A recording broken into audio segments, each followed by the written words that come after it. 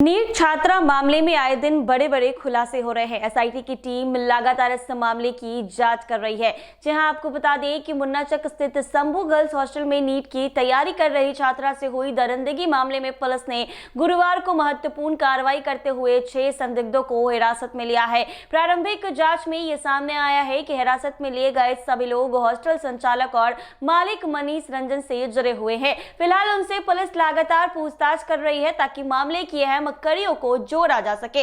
इस घटना की जांच के लिए विशेष जांच टीम एसआईटी गठित की गई है। एसआईटी ने हॉस्टल संचालिका और उनके बेटे से पूछताछ की है। इस केस में शामिल सभी पहलुओं का अध्ययन किया जा रहा है। सूत्रों के अनुसार जांच का दायरा अब पटना के अलावा जहानाबाद तक विस्तारित कर दिया गया है। एसआईटी में अब एक और आईपीएस अधिकारी और सीआईडी के वरिष्ठ अधिकारी के साथ अन्य पुलिसकर्मी भी शामिल किए गए हैं। इससे जांच और व्यापक और तकनीकी रूप से सक्षम बनने वाली है। वर्तमान में एसआईटी में काम कर रहे अधिकारी और पुलिसकर्मियों की संख्या 30 से बढ़कर 50 कर दी गई है। पुलिस ने बुधवार को हॉस्टल के मालिक मनीष रंजन के जहानाबाद स्थित पैतृक गांव में छापेमारी की थी। इस दौरान मनीष रंजन के परिवार और पड़ोसियों से पूछताछ की गई। पुलिस ये भी पता लगाने की कोशिश कर रही थी कि घटना के समय मनीष रंजन कहां था और आखिरी बार गांव कब आया था।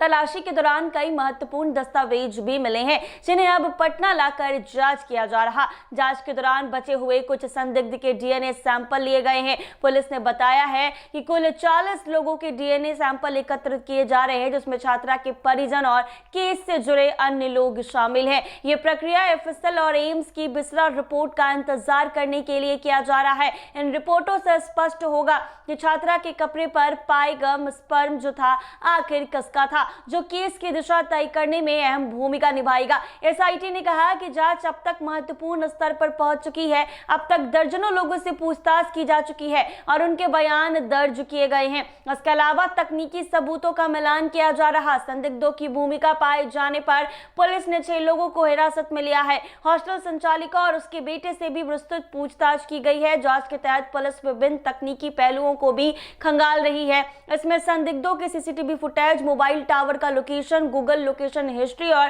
अन्य डिजिटल सबूत शामिल है। पुलिस ये पता लगाने की कोशिश कर रही है कि क्या घटना में कोई अजनबी व्यक्ति शामिल था या फिर नहीं। एसआईटी के अधिकारियों ने गुरुवार को सिटी एसपी के कार्यालय में मामले की प्रगति और अन्य महत्वपूर्ण बिंदुओं पर विशेष बैठक की। बैठक में जांच की रणनीति, संदिग्ध की पूछताछ और तकनीकी प्रमाण जुटाने की प्रक्रिया पर चर्चा की गई है। अधिकारियों ने कहा, जांच को पूरी तरह पारदर्शी और निष्पक्ष बनाने के लिए सभी संभव कदम उठाए जा रहे हैं। एफएसएल की प्रारंभिक रिपोर्ट में छात्रा के कपड़े पर स्पर्म पाए जाने की पुष्टि के बाद इस मामले की जांच की दिशा बदल दी गई। अब पुलिस एफएसएल की बिसरा रिपोर्ट और एम्स का सेकंड ओपिनियन मिलने का इंतजार कर रही है। इससे स्पष्ट होगा कि केस में शामिल किस व्यक्ति का डीएनए मिला है और किसे आरोपी बनाया जा सकता है। जी हां, पुलिस सूत्रों ने बताया है कि अब तक पूछताछ और जांच से कई महत्वपूर्ण तथ्य सामने आए हैं। संदिग्धों के बयान और तकनीकी सबूत मिलान से जांच तेज की जा रही है।